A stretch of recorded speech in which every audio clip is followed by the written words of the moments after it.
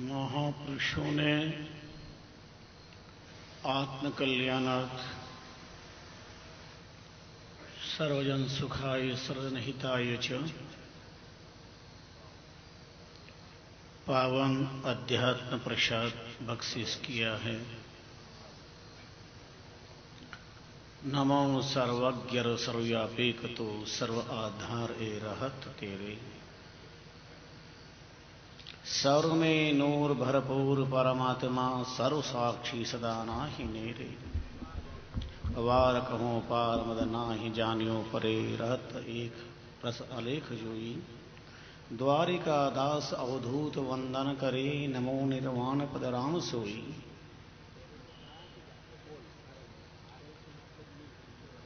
अनिर्वचनीय प्रमेय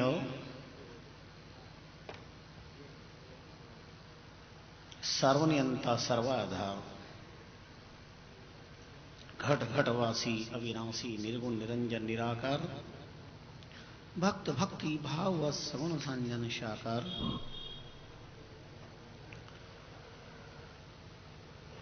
सत्यमनंतम ब्रह्म विश्वात्मा राम के अनंत नाम रूप समलंगित समर्चित सर्व का ध्यान करते हुए अभिवादन करते हैं।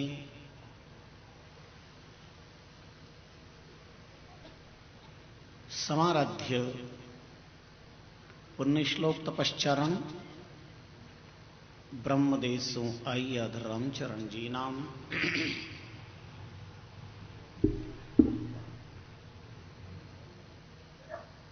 रामस्नेही संप्रदाय अद्याचारी चरण के कल्प वृक्षमय प्रणम्यपात पदों में प्रणिपात करते हैं। श्रद्धा भक्ति प्रीति पुरस्सर मुनि चतुष्टय का तपस्मरण करते हैं। तीर्थभूमि चित्रवा ग्राम द्वारे की धरती के कण कण का वंदन अभिवंदन करते हैं। राम रस रसिक पावन संतजन भगवत चरणानुरागी सतसंग अभिलाषी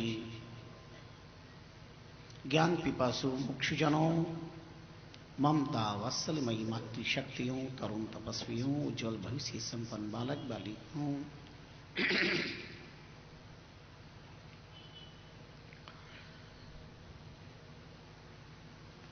आषाढ़ शुक्ला एकादशी सोमवार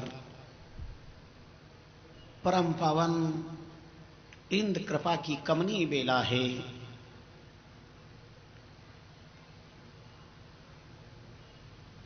तिथि को प्रणाम करते हैं, वार को अभिवादन करते हैं, समय की बलिहारी जाते हैं और प्रकृति और संस्कृति को नतमस्तक होते हैं।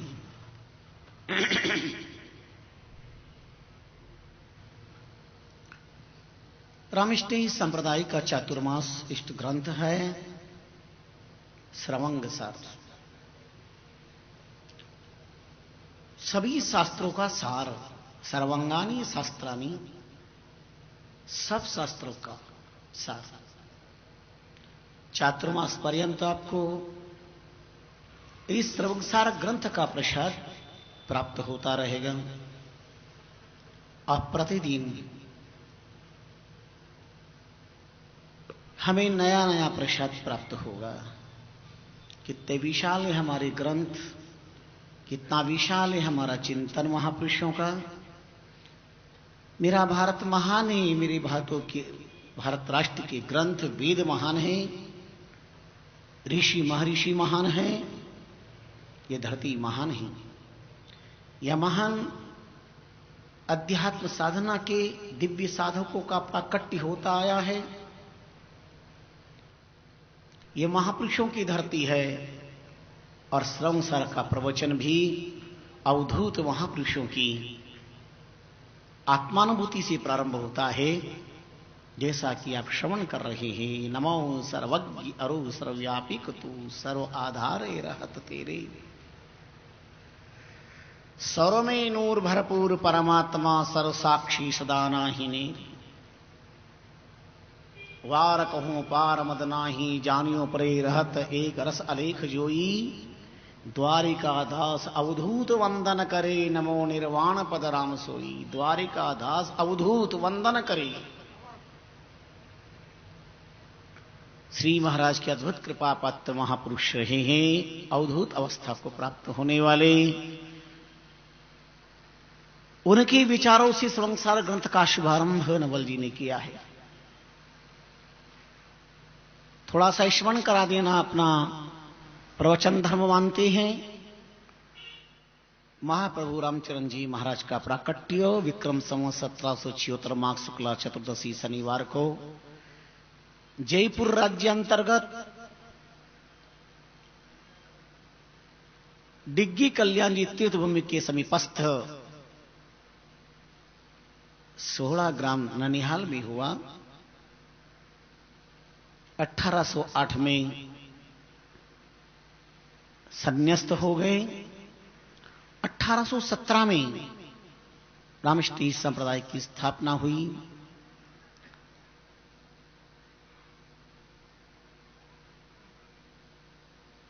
सर्वप्रथम वाणी का समुच्चारण एक ऐसी घटना से प्रारंभ होता है जो परमात्मा की व्यापकता का बोध करवाता है। अहिंसा परमो धर्म रामकृष्ण संप्रदाय का परम लक्ष्य रहा है।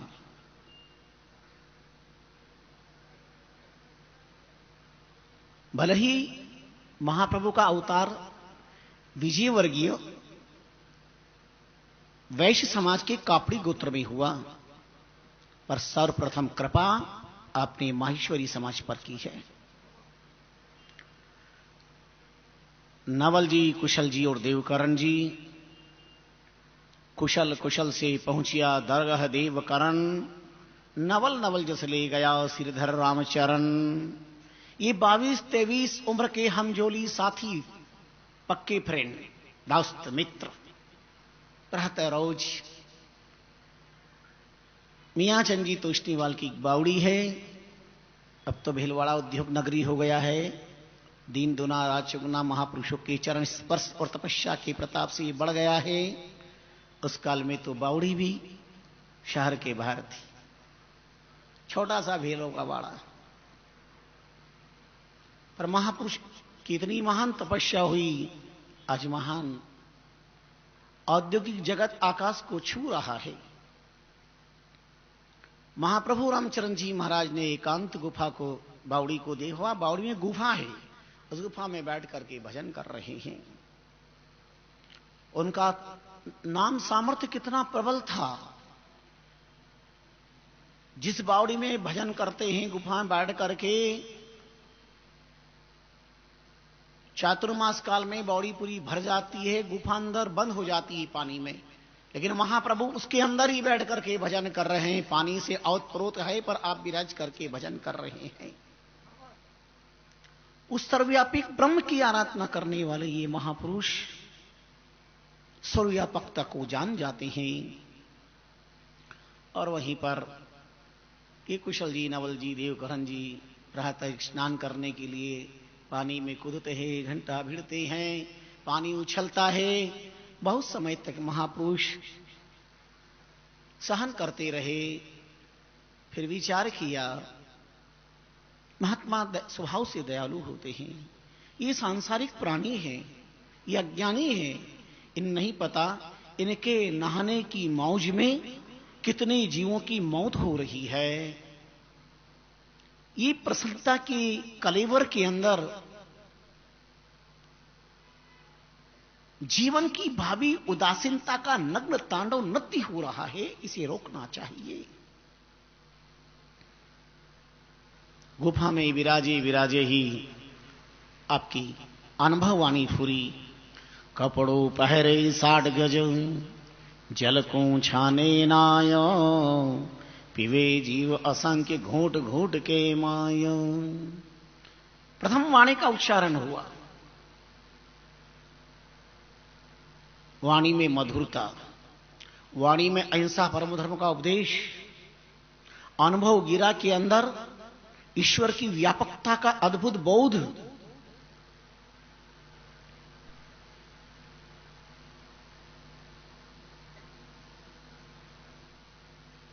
कर जीवा को जो रहत कर मन में फूले, राम चरणवे प्राणिया महका पद को जाए, कपड़ों पैरे साड़गत जल को छाने ना।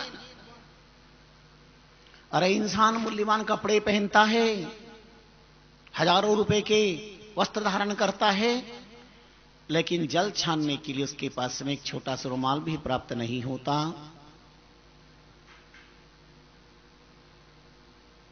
मनुष्यतिकार कहते हैं दृष्टिपूतम निशीतपातम, वस्त्रपूतम जलम पिबेत, वाणीपुतम वदेत वाचम, मनःपुतम समाचरेत।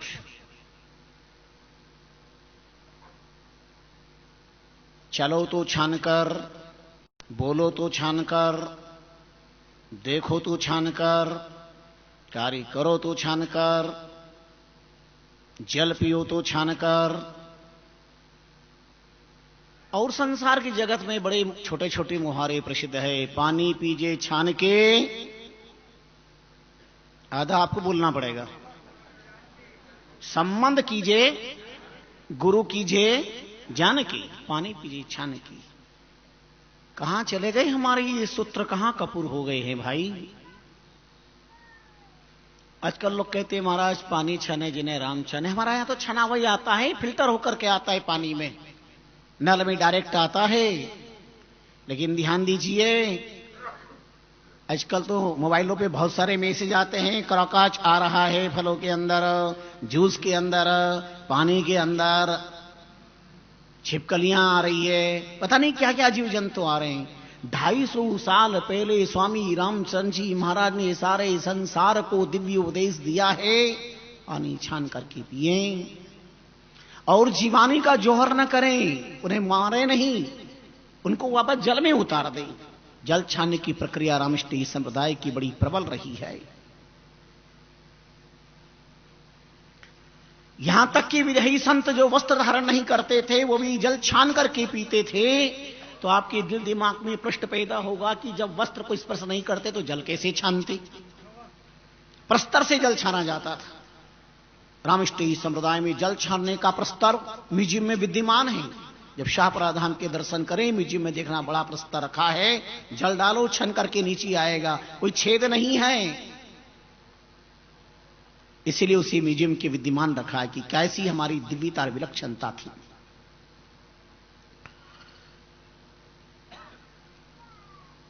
नवल जी, कुशला जी, देवकरण जी माहेश्वरी समाज के मंत्री, तोष्णीवाल, बिरला, एक ही माहेश्वरी जाति के गोत्रत्रय एकदम हतप्रभा हो गए। इतनी मधुर अध्यात्मवाणी किसी भूत प्रेत पिशाच की नहीं हो सकती है। बहुधा बावड़ियों में, कुए बावड़ियों में यही आशंका रहती है। लेकिन आपने साहस बटोरा, प्रार्थना की, आप जो भी महापुरुष हैं, जो भी दिव्य पुरुष एक बार दर्शन देकर कृतार्थ करें। कहना है इतनी अंतःकरण से जब अरदास करी, प्रार्थना करी, तो महाप्रभु रामचरण जी महाराज पानी के अंदर प्रकट होकर के ऊपर पदार्पण कर जाते हैं। बोले स्वामी जी श्री रामचरण जी महाराज। जल उन्हें रास्ता देता है। जब इच्छा होती थी, इच्छित गति पुरुष हैं, पानी में प्रवेश कर जाती, पानी से बाहर प्रकट हो जाती। इन्हीं सिद्धियों के पीछे नहीं दौड़ना पड़ता है। रामचरण सी अड़ती ताकि अर्षदी नवनिधि चहरी जाती। संसार वह है जो सत्ता, शक्ति, संपत्ति, सौंदर्य, सिद्धि के पीछे दौड़ लगाए। लेकिन संत महापुरुष वह है कि सत्ता, शक्ति, संपत्ति, सौंदर्य, अष्ट सिद्धि, नवनिधि जिनके पीछे दौड़ लगाए वो संत महापुरुष, अवलिया, फकीर नाम के दीवाने होते हैं। यही तो अंतर है।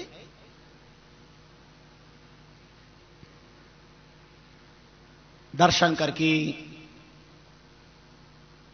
कृतार्थ हो गए, सजल नयन अश्रुपात हो गया। आप महापुरुष ब्रह्म पुरुष आज हम पर निहाल कर दिया। आप आश्चर्य करेंगे,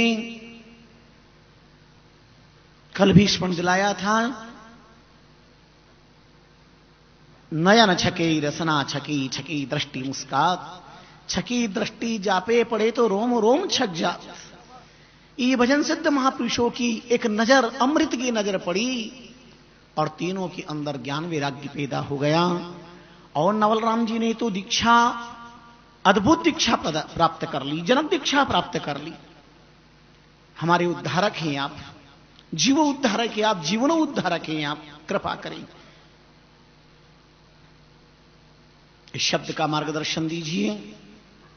आपने कहा प्रत्येक जीव में परमात्मा है, कीड़ी में भी है, कुंजर में भी है, पामर में भी है, पुरुषोत्तम में भी है।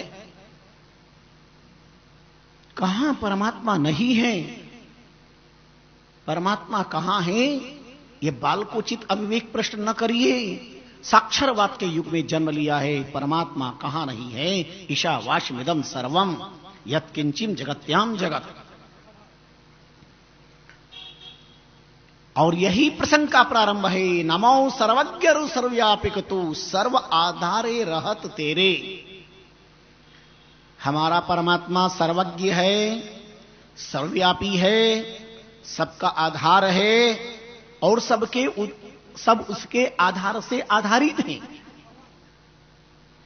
सर्व में नूर भरपूर परमात्मा, सर्व साक्षी सदा नाही मेरे।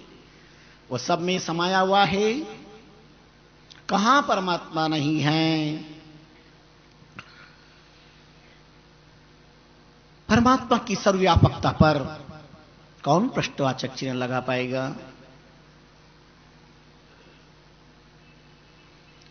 इन तीनों ही हम जुली साथी पर ऐसा प्रभाव हुआ, हम भविष्य में और आपको चरित्र श्रवण करवाएंगे। आज कुछ आपकी आस्था में संस्कृति का अध्यात्म प्रसाद भी परोसना है। पर नवल राम जी सिविल सन्यासी हो गए। संतान उनके यहां नहीं थी, पर उनकी पत्नी गर्भवती थी, पर उन्होंने अंतर मन विरक्त सन्यास प्राप्त कर लिया और संतों की तरह कौफीन धारण करते थे। अद्भुत नामानुरागी महाप्रभु रामचंद्र जी महाराज की कृपा हुई और वो नवल राम जी मंत्री जैसे दिव्य माहेश्वरी समाज वंशावतंस सत्पुरुष ने इस श्रवणसार की रचना की। थोड़ा थोड़ा चरित्र रोज प्रयास करेंगे बताने का। आज मंगलाचरण है, इसलिए आपको थोड़ा सा ही बताना श्रवणसार क्या है, कौन इसके संग्रह करता है। तमाम महापुरुषों की वाणियों का संग्रह किया, शास्त्रों का संग्रह किया और एक एक विषय पर कई प्रमाण दिए। अगर हम केवल एक विषय पर ही बोले तो अनंत दिनों तक चलता रहेगा, लेकिन सभी विषयों पर थोड़ा थोड़ा आपका परिचय हो जाए। यह आचमन मात्र है,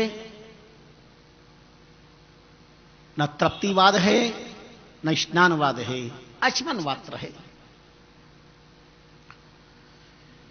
धन्य है नवलराम जी मंत्री जिन्होंने माहेश्वरी समाज को उजागर किया। तो सबसे पहली कृपा माहेश्वरी समाज की। और बड़ी विलक्षण बात बताएं, इस संप्रदाय के पहले आचार्य माहेश्वरी समाज के लड्ढा गोत्र में हुए, राजस्थान शाहपुरा निकटस्थ सिरसा ग्राम, और इस संप्रदाय के पहले आचार्य बने। और इंदौर वालों को गौरव होना चाहिए कि पहले आचार्य की खालसा का यह स्थान छत्री वैराग द्वारा है, वितराग महाप्रभु रामजन जी महाराज। वो रामजन जी महाराज जिन्होंने ब्रह्म की व्यापकता को सदगुरु में दर्शन कर लिया।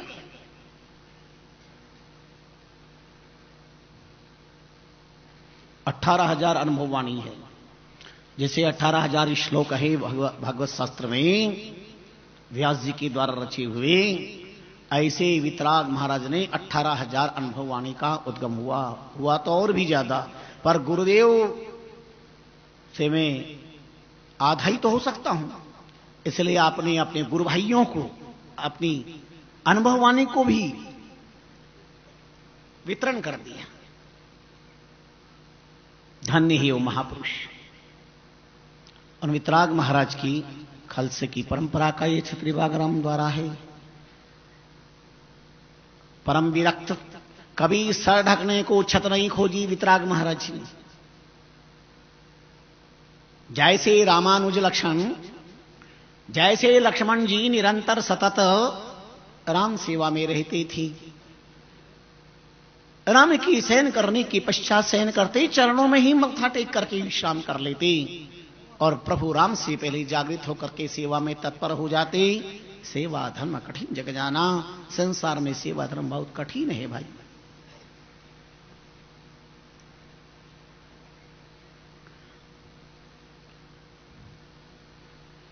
यही कारण है कि एकादशी के दिन से चातुर्मास प्रारंभ, एकादशी के दिन वितराग महाराज की तपस्या के कारण बैठक होती है।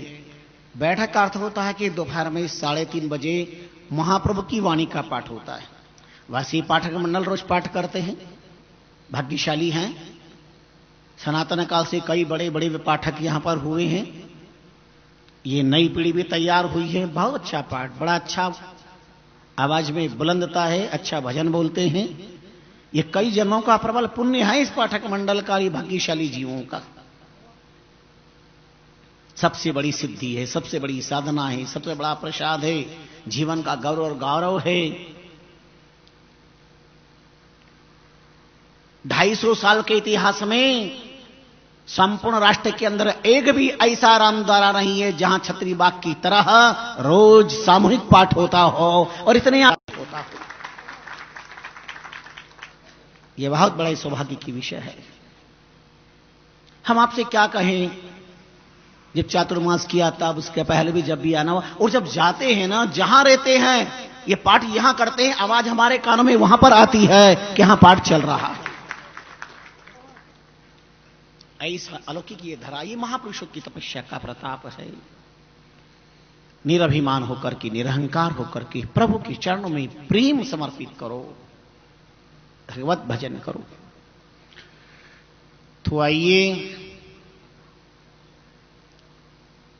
महाप्रभु की बहुत बड़ी कृपा हुई और महाप्रभु की कृपा को पाकर के नवल राम जी ने सर्वंसा ग्रंथ संग्रहित, संकलित किया, संपादक बने। उस ग्रंथ का आज मंगलाचरण होता है आषाढ़ शुक्ला एकादशी से। आचार्य चरण जहां भी होते हैं, गादी जी की परंपरा है, श्रवण सार पर ही प्रवचन होता है। इसमें वाणी जी के कई प्रसंग, महापुरुषों के प्रसंग और सब शास्त्र, भगवत राम कथा दुनिया भर के आप श्रवण करते रहते हैं। पर यह तो श्रवण करना भी कई जन्मों का प्रबल पुण्य है। संतों की वाणी कई जन्मों का प्रबल पुण्य है। आप श्रवण करने के बाद पाएंगे कि क्या वाणी में इतना बड़ा तथ्य, क्या है महापुरुषों की वाणी में। तीरे बहुत तिरसी घना, अजहु तीरथ अपार, रामचरण महाराज का बेन एन उर्धार। जिन महापुरुषों की वाणी से अनंत तीर गए, आज भी तीर रहे हैं और न जाने कितने तीर जाएंगे। निष्ठा, श्रद्धा और आस्था हमारे मन के अंदर, ये शरीर तो मरण धर्मा है, लेकिन हमारे जीवन का धर्म अखंड, अक्षय, अमर, अविनाशी है। अक्षय धार्मिक राम से ही सब संता गायों का मतलब क्या था। अक्षय धर्म है आत्मधर्म। आत्मा का विनाश नहीं होता, क्योंकि आत्मा परमात्मा का अंश है और हमारा परमात्मा नहीं मरता, तो हम भी क्यों मरेंगे। विचार तो करो। और सब राम से नहीं, जितने भी आते सब राम से नहीं हो। और एक बात याद रखो कि राम से नहीं कभी नहीं मरता,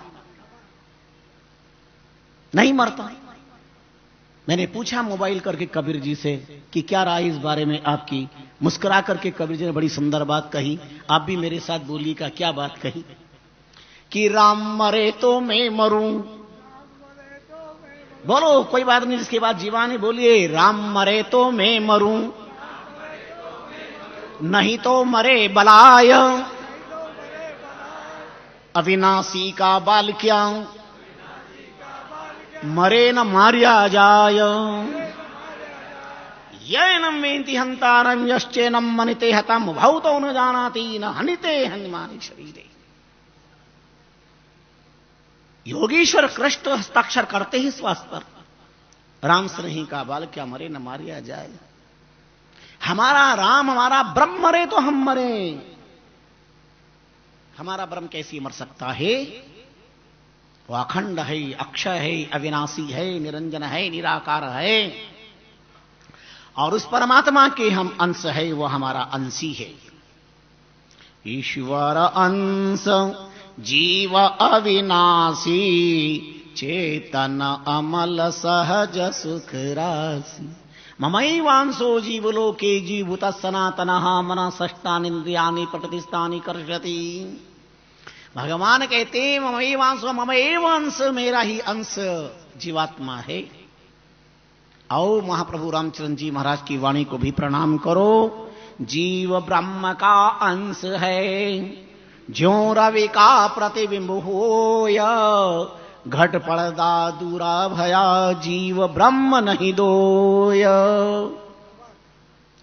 रामष्टी संप्रदाय अद्वैतवाद का प्रतीक है। ध्यान दीजिए, हम राम सनई हैं, राम सनई हैं, पर राम सनई का सिद्धांत क्या है? अद्वैतवाद। कोई द्वैतवाद है, अद्वैतवाद है, द्वैताद्वैतवाद है, त्रैतवाद है, या अद्वैतवाद।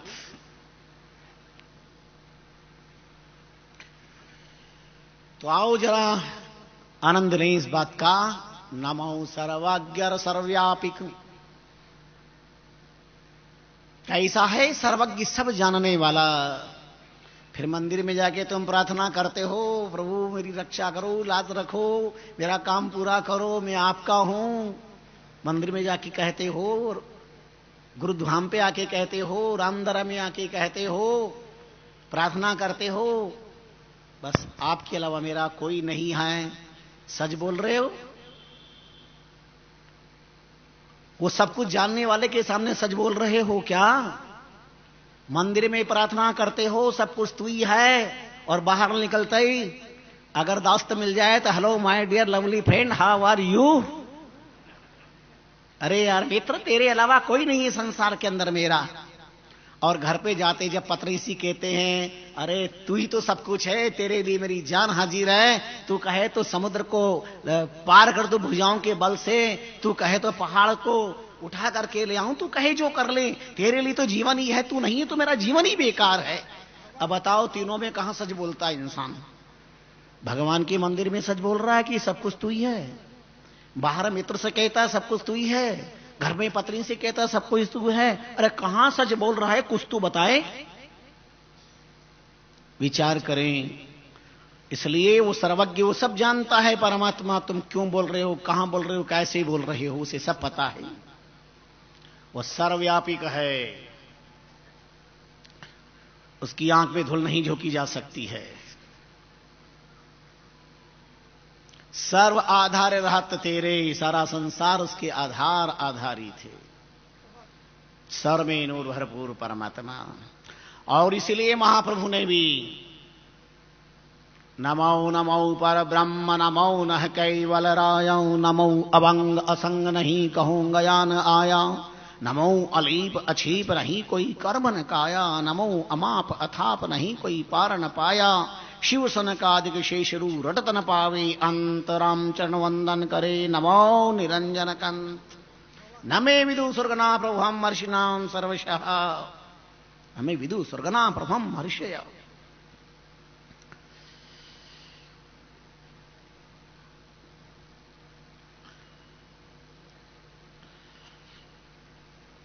सारे संसार में दो ही विवाद हैं, निराकार और साकार, निर्गुण और सगुण। हम राम राम को मानने वाले हैं, हम मंदिर मार्गी नहीं हैं। हम मंदिर के परमात्मा को नहीं मानते। हम मंदिर को परमात्मा मानने वाला है पक्ष कहता है, हम राम राम को नहीं मानते। हमारे संसार के प्राणियों कितनी विलक्षणता है। परमात्मा तुम्हारे मानने का मोहताज है क्या? उल्लू की डिक्शनरी में नॉटसन, उल्लू के शब्दकोश में सूर्य नहीं है तो क्या सूर्यांत हो गया? विश्व की किसी भी डिक्शनरी के अंदर सूर्यांत नहीं है, सूर्यास्त है। ध्यान देना, सूर्यांत नहीं है, भास्करांत नहीं है, मार्तंडांत नहीं है, सूर्यास्त है। और सूर्यास्त का अर्थ होता है अदृश्यम लोपः। अभी हमें दर्शन नहीं हो रही है। अभी अमेरिका वालों को दर्शन नहीं हो रहे हैं, वो भी कहते हैं सूर्यास्त हो गया। और रात के 9 बजे हमें सूर्य के दर्शन नहीं होते हैं, शाम को सूर्यास्त के समय आरती होती है, हम कहते हैं सूर्यास्त हो रहा है। जो लोग प्रवचन में नहीं आ सकते हो ना, वो शाम को 7:15 बजे आरती होती है 7:25 पे, पर 7:15 बजे आके 10 मिनट राम राम राम का नियम ले लें चातुर्मास में। महिलाएं दरवाजे पर खड़ी रहें और पुरुष वर्ग यहां करके देखो कितना अलौकिक आनंद आता है। चातुर्मास से कम 10 मिनट तो प्रभु भजन कर ही सकते हैं। 10 मिनट बाद भी प्रभु भजन कर लें। घर पे तो बहुत भजन कर ही लेते हैं हम, भोजन से ही फुर्सत नहीं मिलती तो भजन क्या करेंगे। भोजन की सामग्री जुटाने में पुरुष सुबह से शाम तक पसीना बहा रहा है, और भोजन निर्माण में माता बहनें सुबह से शाम तक लगी हुई है, तो नर नारी भजन कब करोगी।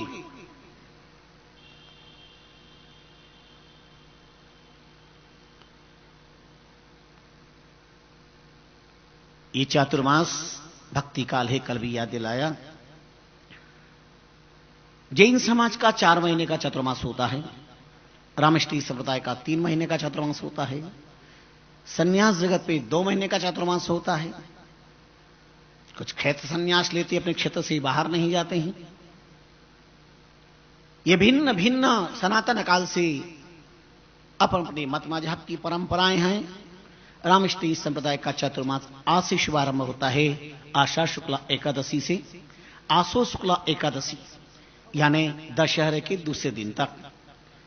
अर्थात चातुर्मास का अर्थ है, चातुर्मास को तब मजबूत माना जाता है कि रावण मर जाए। अब जब रावण मर जाए तो चातुर्मास सफल। अब इसके लिए 3 महीने की साधना करनी पड़ेगी रावण को मारने के लिए। 3 महीने की साधना करनी पड़ेगी रावण को मारने के लिए। क्यों करनी पड़ेगी? कौन मार सकता है? जो गुणत्रय से ऊपर उस सर्वव्यापी परमात्मा को जान ले है, उसके अलावा कौन? गुणातीत परमात्मा ही तो ये कार्य कर सकता है, करना कौन करेगा। पर आओ, पहले भी आपको कभी प्रवचनों में स्मरण दिलाया होगा, निराकार उपासक कहते हैं ईश्वर निराकार है, साकार उपासक कहते हैं ईश्वर साकार है। आज का पढ़ा लिखा व्यक्ति कहता है कि ईश्वर बेकार है। क्यों? वो खुद बेकार है। ये परमात्मा का विषय निर्गुणवादी सगुणवादी के संघर्ष के लिए, महासमर के लिए, युद्ध के विषय नहीं है। युद्ध का विषय नहीं है। परमात्मा को पाना शुद्ध का विषय है। युद्ध करने पर परमात्मा का तथ्य समझ में नहीं आएगा। अपने को शुद्ध करो। कायिक वाचिक मानसिक शुद्धता जीवन में आनी चाहिए।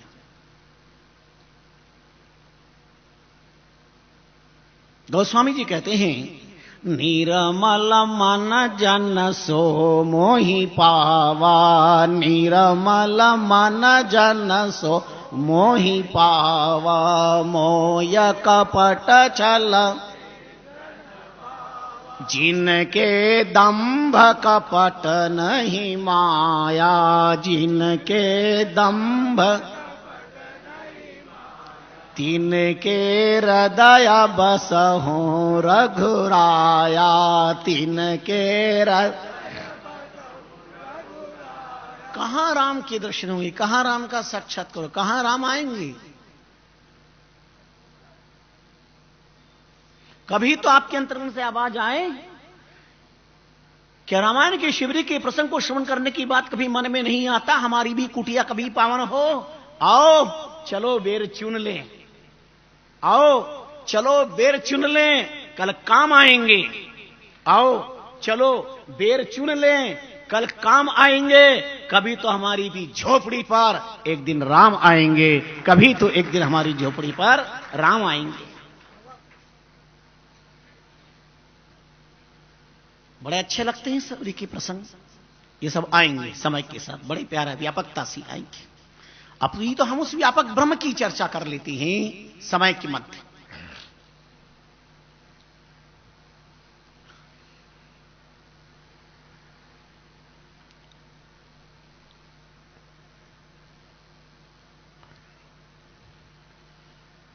सर्वस्य चोहम हृदि सन्निविष्टो मत्ता स्मृति जन्मपहनञ्च वैदैच सर्वैरहमेव वैद्यो वेदांत कृत वेद विदेव चाहम। कहां परमात्मा नहीं? परमात्मा की सर्वज्ञता पे, सर्वव्यापकता पर, सर्व सामर्थ्यता पर कोई प्रश्नवाचक चिन्ह संसार में नहीं लगा पाते। और सुनो, कोई भी प्रश्न नया नहीं है, कोई भी उत्तर नया नहीं है, मैं कोई नई बात आपको नहीं सुना रहा हूं। इस दुनिया में एक भी प्रश्न नया नहीं है, उत्तर नया नहीं है।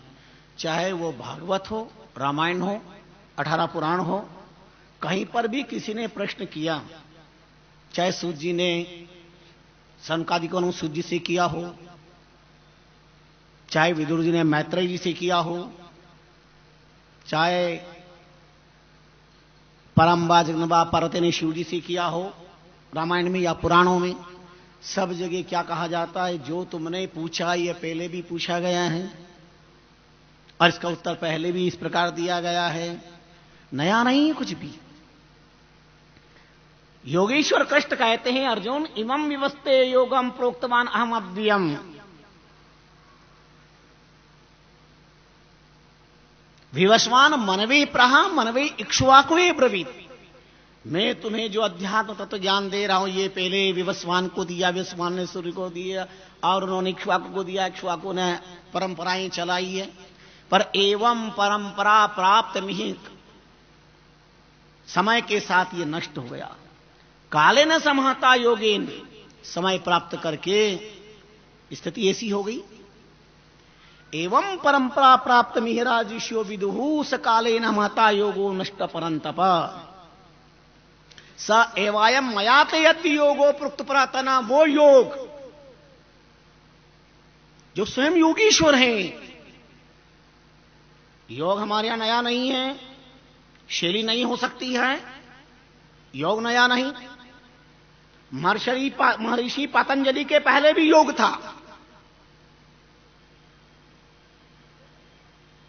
योगेश्वर कष्ट कहते हैं, सेवायम मयाति यदि योग प्रोक्त पुरातन भक्तोसि में सखा चेति रहस्यम एतद्भूतम। वही मैं आज पुनः तुम्हें बता रहा हूं जो मैंने किसी काल में सूर्य भगवान को बताया। क्यों बता रहा हूं? भगवान किसको घर हृदय की बात बताते, आप अपने दिल की बात किसको बताते? जिसको अपना खास मानते हो ना, उसको अपनी दिल की बात कहते हो, जिसको अपना खास मानते हो। भगवान के खास कौन है? भगवान कहते हैं, भक्तोसि में सखा चेति रहस्य में तदद्भुतम। तू मेरा भक्त है और मेरा सखा है। आपके भी अपने सखा होते हैं ना, मित्र होते हैं। भगवान कहते अर्जुन तू मेरा भक्त भी है और मित्र भी है, इसलिए रहस्यम एतत् अद्भुतम, इस अद्भुत रहस्य को मैं बता रहा हूं। अर्जुन ने सुना और बड़ा सजग श्रोता है, बड़ा सजग व्यक्तित्व है। ऋजु आर्ज में 31वां धातु अर्जुन शब्द सिद्धिर भवति। अर्जुन कहता है प्रभु हंसी आ रही मुझे। भगवान ने कहा क्यों, क्या हो गया? ऐसी रस्या मिश्रित हास्य क्यों हो रहा है? बोल क्या बात? बोले अपरम भवतो जन्म परम जन्म विवस्वतः कथम एतद्विजानीयामो तुमादो प्रोक्तवान इति। मुझे हंसी इसलिए आ रही है,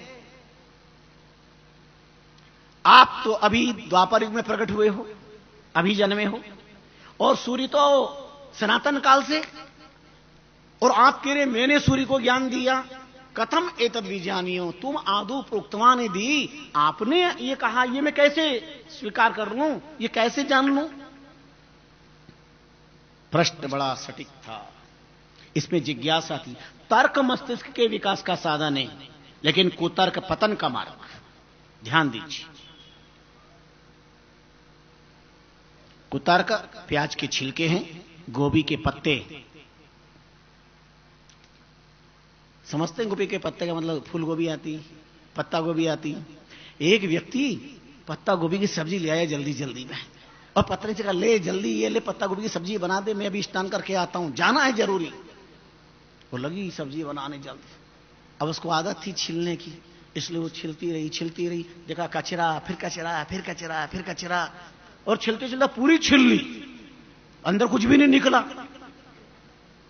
खैर पतिदेव नहा धो करके आए, बोले भोजन बन गया? बोले भोजन तो बन गया, अब सब्जी बने ही पत्ते गोभी। खाई सब्जी, आपका दिमाग खराब है? पूरा का पूरा यहां पर कचरा उठा के लेके आए, बंडल बना करके। इसमें है कहां सब्जी? बोले पागल है क्या, ये पत्ता गोभी की सब्जी तो है। अरे सब कचरा ही कचरा, में निकालते रही तो कचरा निकलता ना निकल। अरे पागल, इसमें कचरा है ही नहीं, ये जो है सब ये माल ही माल है, कचरा इसमें नहीं है। अब उसने जीवन में कभी पत्ता गोभी नहीं देखी, उसे पता ही नहीं कि यही सब कुछ है, इसलिए उसे छील छील कर फेंकने लगी, उतारने लगी, फेंकने लगी। पर यही पत्ता गोभी, यही ग्राह्य वस्तु है। अज्ञान के कारण ग्राह्य को भी हम त्याज्य कर देते हैं। ये हमारा दुर्भाग्य है, हमारा अविवेक है, हमारा अज्ञान है। जो ग्राह्य है उसे हम त्याज्य, और जो त्याज्य है उसे हम ग्राह्य। ये जीव की अल्पज्ञता है।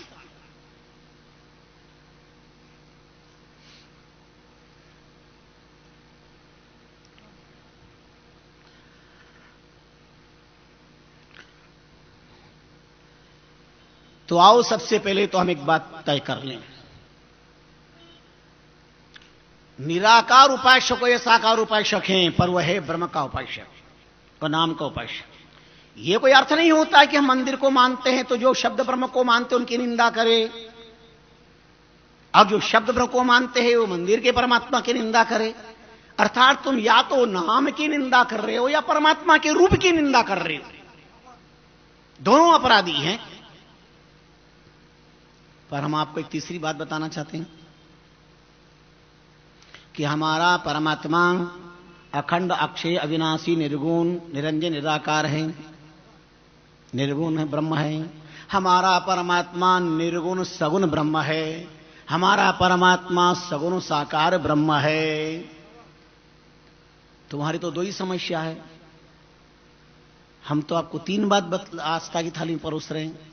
हमारा परमात्मा निर्गुण निराकार है, वो कैसे? ये तार जा रहे हैं अंदर, ये माइक वाले के तार जा रहे हैं, लाइट के तार जा रहे हैं, आपके घरों में लाइट फिटिंग हो रही, ऊपर भी तार जाता, नीचे भी तार जाता, सब जगह तार जाता है। बताओ, वो जो तार जा रहा है उसके अंदर विद्युत प्रवाह प्रभावित है। अब बताओ, तार के अंदर करंट है या नहीं है, बिजली है कि नहीं है?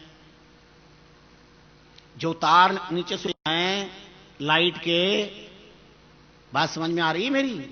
उन तार में करंट है या नहीं है?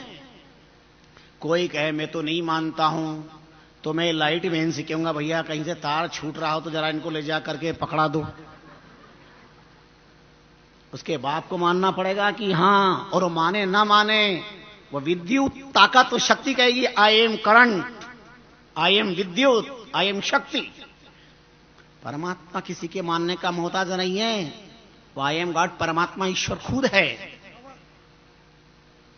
वो है हमारा निर्गुण ब्रह्म, निराकार, दिखाई नहीं दे रहा है पर बिजली के तारों में बह रहा है, वो हमारा निर्गुण ब्रह्म है।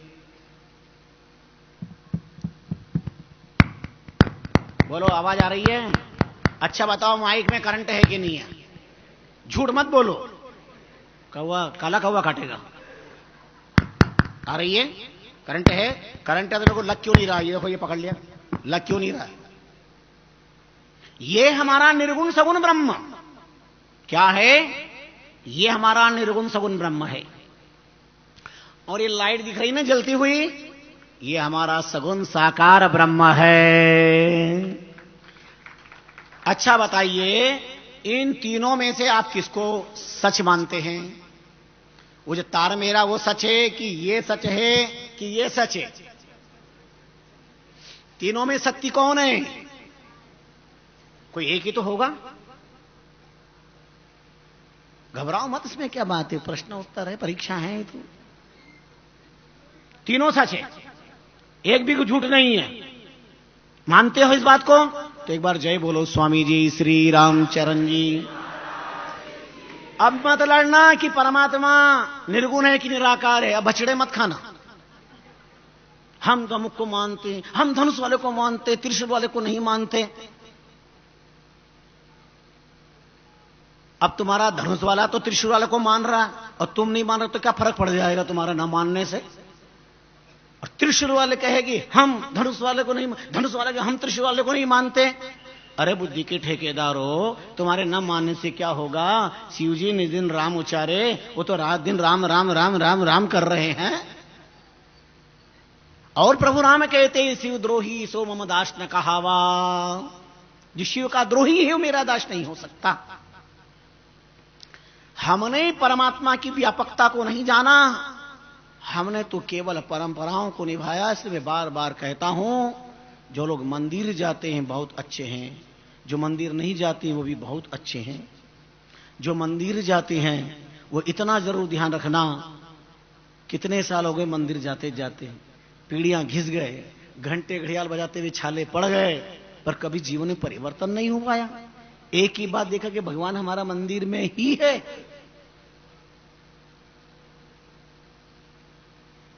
अगर मैं ये कहूं तो जरा विचार जरूर करना। पत्थर एक बार मंदिर में जाता है भगवान बन जाता है। पत्थर एक बार मंदिर में गया भगवान बन गया। इंसान रोज मंदिर में जाता है और पत्थर बन जाता है, कोई असर ही नहीं हो पाता।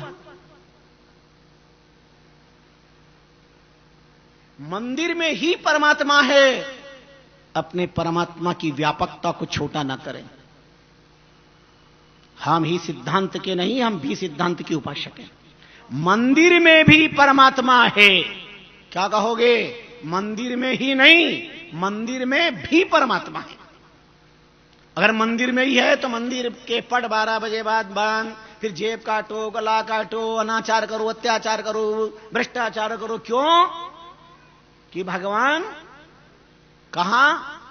मंदिर में बंद है, लॉक में है। अरे जिसके प्रकट होने से असुरों के लाख खुल गए, उसको लाख में कौन रख सकता है? लाख में नहीं, लख में रखो। परमात्मा को लाख में नहीं, लख में अपने भाग्य में रखो। जीवन में लक को जगाओ। अगर लक जग गया आपका, दृष्टि डालते ही लक्ष्य लाख लाख दिखाई देंगे, पर लाख लगा होगा तो क्या होगा सोच लो। परमात्मा लाख में रखने की चीज हो सकती है क्या? अगर परमात्मा लाख में रखने की चीज होती तो टाटा, डालमिया, बिरला और अंबानी पता नहीं कितने कितने ये पूंजीपति लोग परमात्मा को अपनी तिजोरी में बंद करके रख लेते। लेकिन परमात्मा किसी की तिजोरी में बंद नहीं होता, वो तो व्यापक है, परम व्यापक है हमारा परमात्मा। तो मंदिर में ही नहीं, मंदिर में भी परमात्मा है तो बाहर भी है, बालक में भी है, वृद्ध में भी है, नर में भी है, नारी में भी है, ज्ञानी में भी है, अज्ञानी में भी है। हमारा परमात्मा राम रया भरपूर, दुर काहे को फिरिए, अपना घट को खोज, रेन दिन सुमरन करिए। ज्यों गारा की कलन, नीर की सिर दरसे, यो कर्मा की आवरण, राम नेड़ो नहीं परसे। ज्यों चकमक में आग फतर लग प्रगट होई, धीरज सु कर ध्यान, शब्द गुरु को ले सोई। रामचरण करने बिना जगे न प्रेम प्रकाश, मीन रहे मुख भीच के, तो जल में मरे प्यास। जैसे पत्थर को रगड़ उसमें आग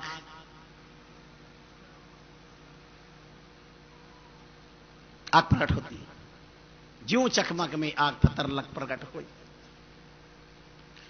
क्योंकि खोज पत्थरों को रगड़कर आग प्रगटाने की, क्योंकि खोज पत्थर को रगड़ आग प्रगटाने की, व्यर्थ करी खोज पत्थर को रगड़ के आग प्रगटाने की। अरे आज आदमी आदमी को देख करके जलता है, या माचिस की जरूरत नहीं, आदमी आदमी को देख करके जलता है। सारी आग कहां पैदा हो गई है? बहुत विलक्षणता की बात है। परिवार में आग लग रही है, समाज में आग लग रही है, राष्ट्र में आग लग रही है, विश्व में आग लग रही है। आग लगी बड़ी भारी गगन में, आग लगी बड़ी भारी, चंदा जल गए सूरज जल गए, क्या करे पृथ्वी बिचारी। आग लगी बड़ी भारी गगन में, आग लगी बड़ी भारी, 9 लाख तारा जल गए। बड़ा कबीर के पद्यों में बड़ी गंभीरता की बात बताइए। अस्तु चलो आओ, अब यहां क्या है, घड़ी की तरफ देखना पड़ता है। हाँ, घड़ी बहुत और देखना चाहिए।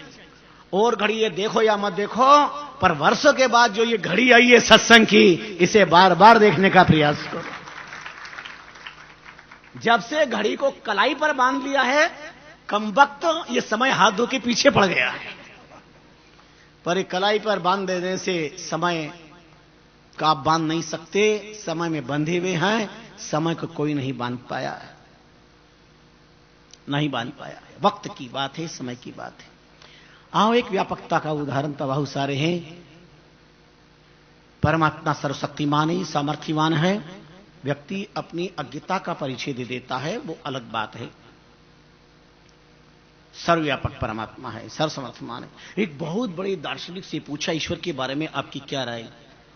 उन्होंने कहा, ईश्वर 101% कहते हो कि परमात्मा है। हमारे वेदांत में अस्ति भांति प्रिय रूपत्रय हैं। परमात्मा के 3 स्वरूप हैं, अस्ति भांति प्रिय। उन्होंने कहा, अच्छा परमात्मा सर्वत्र है? बोले हां। सब जगह वही रक्षा करता? बोले हां। तो बोले पहाड़ पे चढ़ जाओ, छलांग लगा लो, परमात्मा की रक्षा कर लेगा ना, सर्वव्यापी है ना? बोले हां करेगा।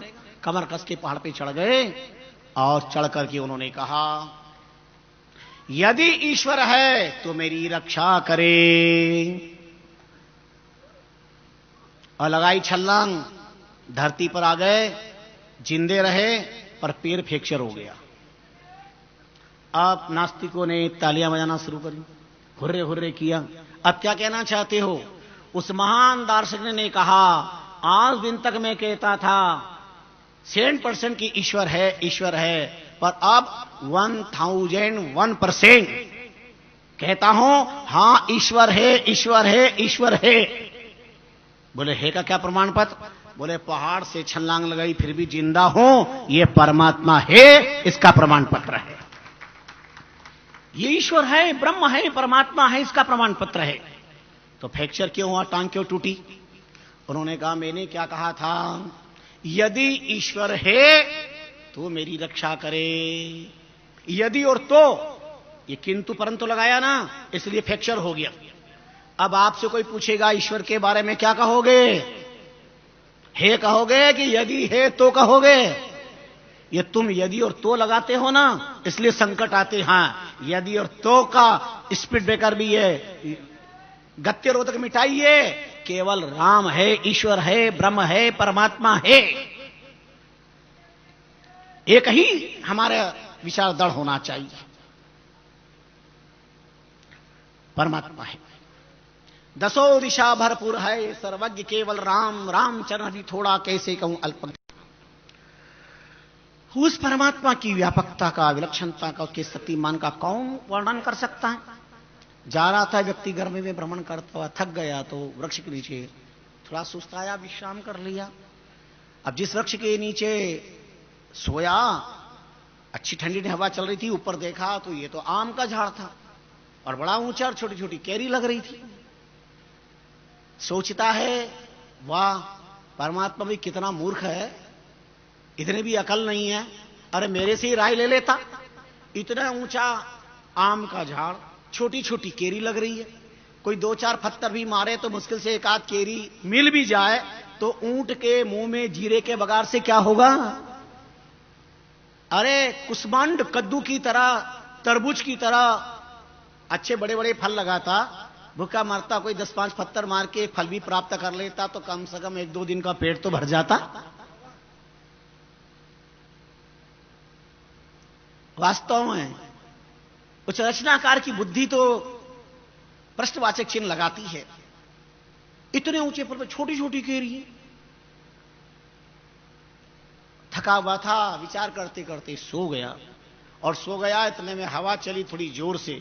हवा चली तो आपस में केरी डालियां टकराई और एक केरी ऊपर से गिरी। वो सीधा सो रहा था तो नागपुर ध्वंस, सीधी केरी नाक पर लगी और नागपुर ध्वंस, रक्त बह निकला। एकदम उठा तो देखा खून बह रहा है, मुख शुद्धि करी, देखा केरी पड़ी है। उन्होंने कहा थैंक्स गॉड, तेरे से बढ़कर कोई बुद्धिमान नहीं। अच्छा किया तूने मेरी अकल से काम नहीं किया। अगर मेरे से अकल लेके काम करता और केरी की जगह अगर कद्दू लगाता, बड़े बड़े तरबूज लगाता, तो केरी से तो नाक ही टूटी। अगर बड़ा कद्दू जैसा फल लगाता और मैं यहां सोता और गिरता तो अच्युतम केशवम रामना, अरे ट्रांसपोर्ट सर्टिफिकेट मिल जाता, मुझे ट्रांसपोर्ट सर्टिफिकेट मिल जाता। व्यक्ति का ज्ञान कुछ भी विचार कर सकता है, उसकी व्यापकता को जानने के लिए ही सद्गुरु की शरण की आवश्यकता होती है। इसलिए आज का जो पावन प्रसंग है ब्रह्म स्तुति निरूपण, उस व्यापक ब्रह्म की हम स्तुति करेंगे। सात संबंध की मसी करूं वसुता कागत होए, 18 12 वनस्पति की लेखनी करूं पर गोविंद गुण वर्णन न होए। कौन वर्णन कर सकता है? 4 मुख वारो 8 याम, 4 वेद रटे 5 मुख वारो ताई ध्यान में बताइए। 6 मुख वारो गज दाउलीन भाये, 6 मुख शेष पार हुन पाइये। बालू जेते तेरे कन तेरे है चरित्र गुण, चिंता मानी तेरी कृपा चित चाहिए। मेरी एक रस ना है सोही मेरे बस ना है, मेरी एक रस ना है सोही मेरे बस ना है। चिदानंद तेरे गुण कैसे गुण गाइए, चिदानंद तेरे कैसे गुण गाइए। कौन परमात्मा की व्यापकता का, सर्वज्ञता का, सर्व सामर्थ्यवान का वर्णन कौन कर सकता है? जिसका सामर्थ्य अरे छार ही पहाड़ करे, पुनि पहाड़ को छार कर उड़ावे। रीते को, जिस परमात्मा का सामर्थ्य धूल को, पहाड़ पहाड़ को धूल बना दे। रीते को भरे पुनि ही और भरे को रीतो करावे। या रीत है करुणा निधि की और कभी देवता ही गुण गावे। आहा क्या सुंदर वर्णन किया है। अरे चींटी के पाय ही बांध गयंद ही और समुद्र के पार लगावे। जो परमात्मा रचकण को पहाड़ बना दे, पहाड़ को धूल बना दे, भरे को खाली कर दे, खाली को भरा कर दे, और वो परमात्मा का सामर्थ्य चींटी के पैर में हाथी को बांध करके समुद्र के पार लगा दे, उसके लिए असंभव कुछ भी नहीं है, इम्पॉसिबल कुछ भी नहीं है। अब देखो ना, इम्पॉसिबल संसार में कुछ है क्या? इंसान गगन के चांद को चुमाया, सुनी गुफा में घुमाया, कहां कहां नहीं गया, न जाने कहां आदमियत घुमाया। आज विज्ञान की चकाचौंध में, इस विज्ञान की प्रकृतिवाद पर इंसान चंद्रलोक में पहुंच गया, पर यह इंसान एक दूसरे के चित्त पर नहीं पहुंच पाया, एक दूसरे के मन को नहीं जान पा रहा है। रात दिन घर में साथ रहते एक दूसरे की चित्त को नहीं आकृष्ट कर पा रहे हैं। राजा को रंक करे पोने रंक हे राज बनावे, रंक को कुबेर करे और कुबेर घर घर फिरावे। क्या उसका सामर्थ्य है, कैसा विलक्षण उसकी लीला है, कब कहां क्या लीला कर दी नहीं बता सकती।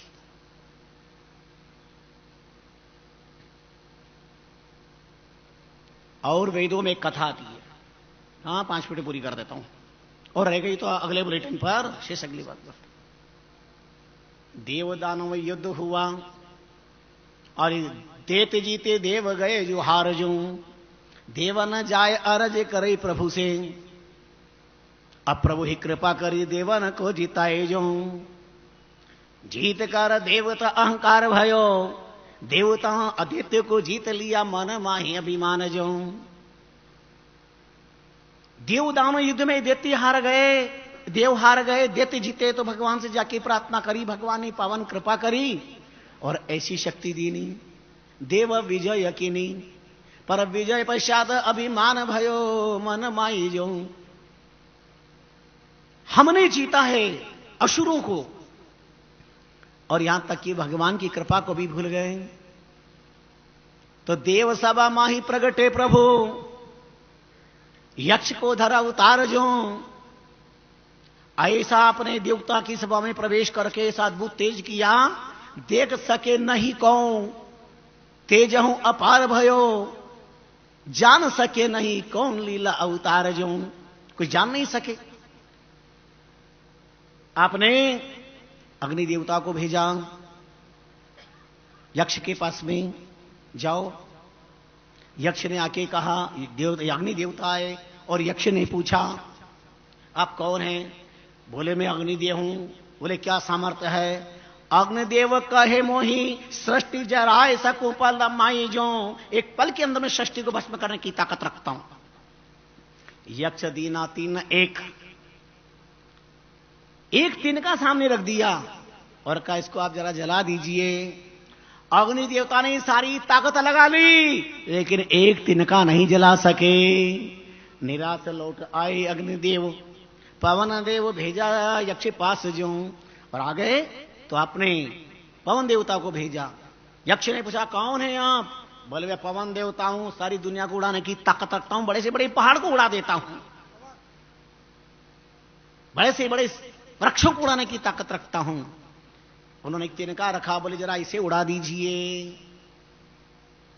पवन देवता संपूर्ण ताकत लगा लेते हैं पर तिनका टस से मस नहीं हुआ। निराश दास लौट आए तो इंद्र को भेजा भगवान ने, और इंद्र ने सारी ताकत लगा ली। दुनिया को डुबाने की ताकत रखते हैं पर उसे एक क्षण गिला तक नहीं कर पाए। इंद्र चकित भय, कौन है यह शक्तिशाली? ताही उमा मिली कहे साक्षात अवतार जो। इंद्र विचार करते हैं कौन शक्ति है ये। इतने में भगवती पार्वती सामने आई और उन्होंने कहा जिनकी कृपा से जीते दैत्यों को उन्हीं को भूल गए भयो अभिमान जो। आपने इतना अभिमान कर लिया, जिनकी कृपा से आप जीते उनको ही भूल गए। इंद्र ने आकर परमात्मा से प्रार्थना करी, सचमुच प्रभु हमसे बहुत बड़ा अपराध हो गया है, आपकी कृपा से हमने असुरों को जीता पर हमें ऐसा लगा कि हमने हमारी ताकत से जीता है। आज आपकी बहुत बड़ी हमारे पर कृपा हो गई है। कहे ये कथा वेद माही जो। वेदों के अंदर ये कथा बड़ी विस्तार के साथ में आती है। इसका अर्थ है संसार के अंदर एक पत्ता भी परमात्मा की बिना मर्जी के नहीं हिल सकता। ध्यान दीजिए, एक पत्ता भी परमात्मा की बिना मर्जी के नहीं हिल सकता है। लाख प्रयास करें, कोशिश करें आप। ऐसा सर्वोत्तमा है, अलौकिक अनूठा अद्भुत विलक्षण परमात्मा का स्वरूप है।